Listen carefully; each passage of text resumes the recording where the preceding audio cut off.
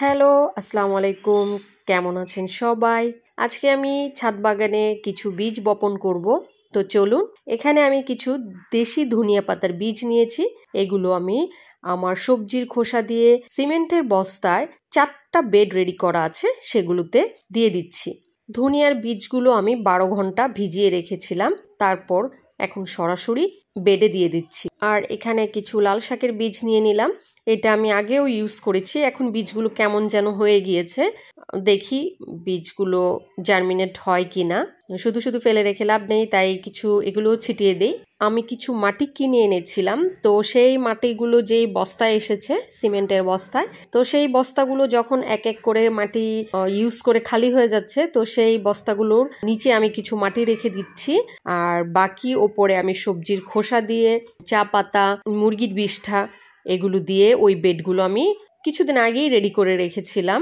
এর মাঝে অল্প অল্প করে ওইখানে পানি দিয়েছি।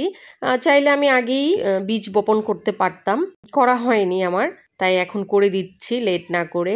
এরই মাঝে আমি কিছু শুকনো মাটি নিয়ে নিলাম একটি পাত্রে।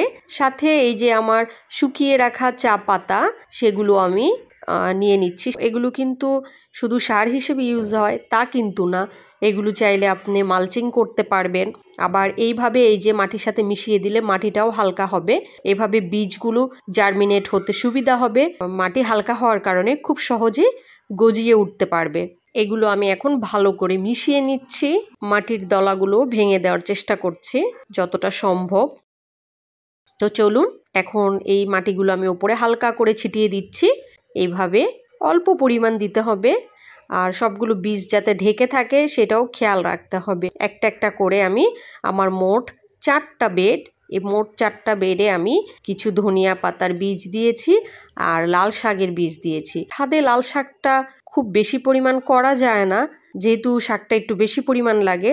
তবে যতটুকু করা যায়, মাশাআল্লাহ, আমি এর আগেও খেয়েছি, এত টেস্ট বলার বাইরে। আর লাল শাকটা হচ্ছে খুবই অল্প দিনে হারভেস্ট করা যায়। মনে হয় আপনার 20 কি 25 দিনের ভিতরে আপনি হারভেস্ট করতে পারবেন।